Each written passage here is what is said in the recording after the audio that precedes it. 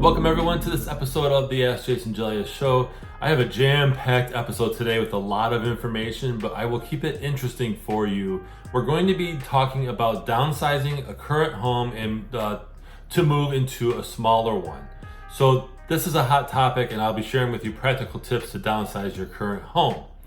So I'm going to share with you first and foremost the 4 areas that I'm going to be covering. So I'm going to cover the first area, which is when it's time to downsize. Then the second area will be practical tips to downsize your current home. The third one is the cons of downsizing a home. And then obviously there are pros when there are cons, usually, okay? So we're gonna talk about first, when do most people downsize their home? Well, there's life events that can spark a downsizing effect on a current home. For example, adult children leaving the home can cause seniors to consider what items they have and what they can part with.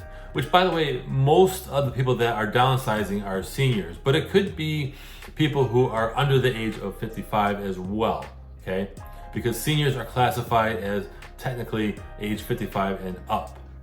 Now, seniors getting closer to retirement can actually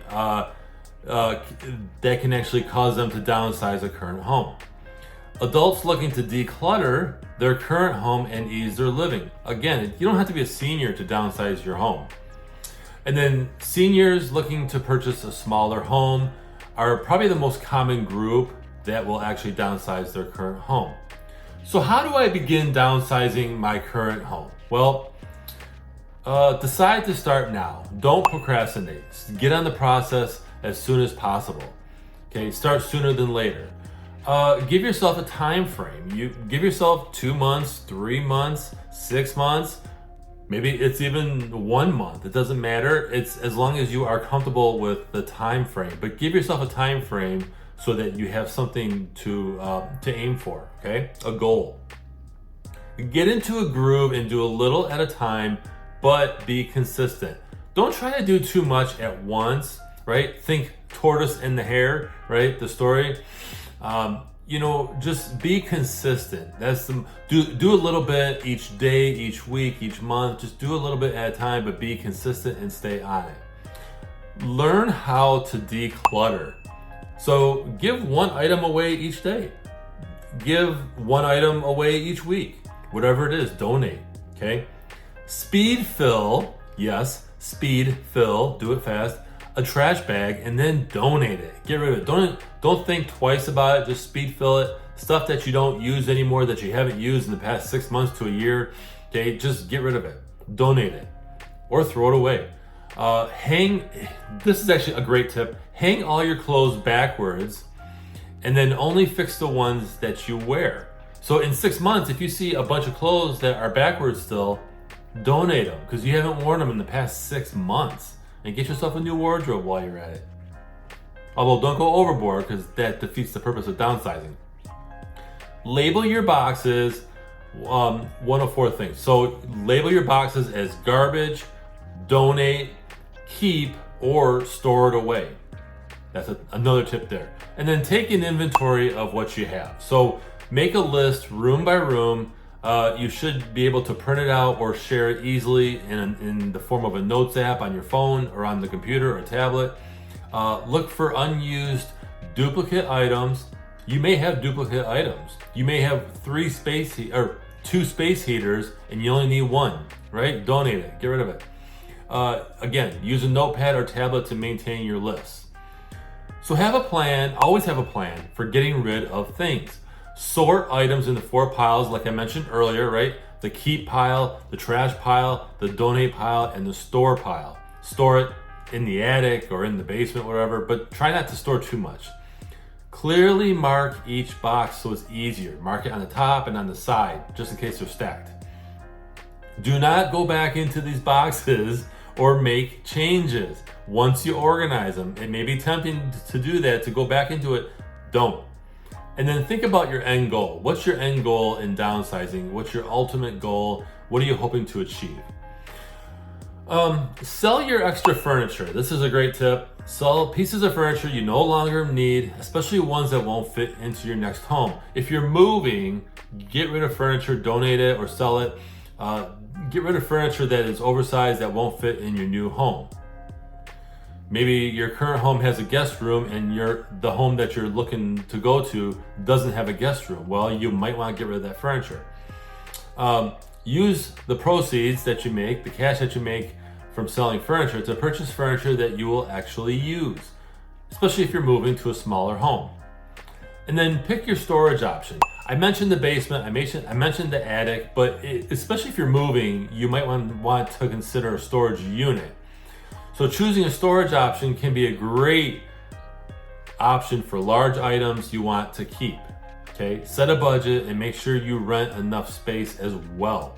Think long term. Does the space need to be climate controlled? Do you have items that may get damaged? Probably photos maybe, if the space is too cold or too hot. And then compare several storage facilities. Don't just go to the first one you see, compare a few of them, and then consider the location of the storage unit. Is it close to your current home where you want it to be, or is it closer to the next home you're going to go to and you want the storage unit to be closer to that home? Take your time. So set a time frame like I mentioned earlier, but take your time and be consistent. If you have too many boxes and clutter and if you tackle too much, chances are you're going to feel overwhelmed. You don't want to feel overwhelmed in the process of downsizing.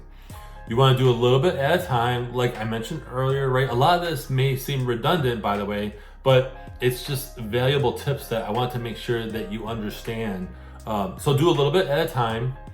Reach out to family or friends if downsizing, especially to if a spouse's death. If you lost a spouse, don't be afraid to ask for help from family and friends, okay? So downsizing a current home can be easy to accomplish if you do these simple steps, okay? So the last thing is, what are some pros and some cons of downsizing a home? I want to share with you some cons first, okay? Obviously, there's costs of buying or selling a different home. There's moving expenses. There's storage costs, right? I mentioned the storage unit. There's hardly any extra storage space. You may fill up your storage space a lot. In your new home, you may not have that extra space that you were accustomed to with the bigger home. You'll have less space for entertaining, right? If you downsize and go to a new home. It's a lifestyle change. You got to understand that when you're downsizing a current home. Even especially if you're moving into a smaller home, it's a lifestyle change, okay? It's less prestigious. There's this prestige that comes with having a big house. I don't think that really matters. It has to be the right home for you. It can be stressful moving. Moving is stressful no matter how smooth it goes.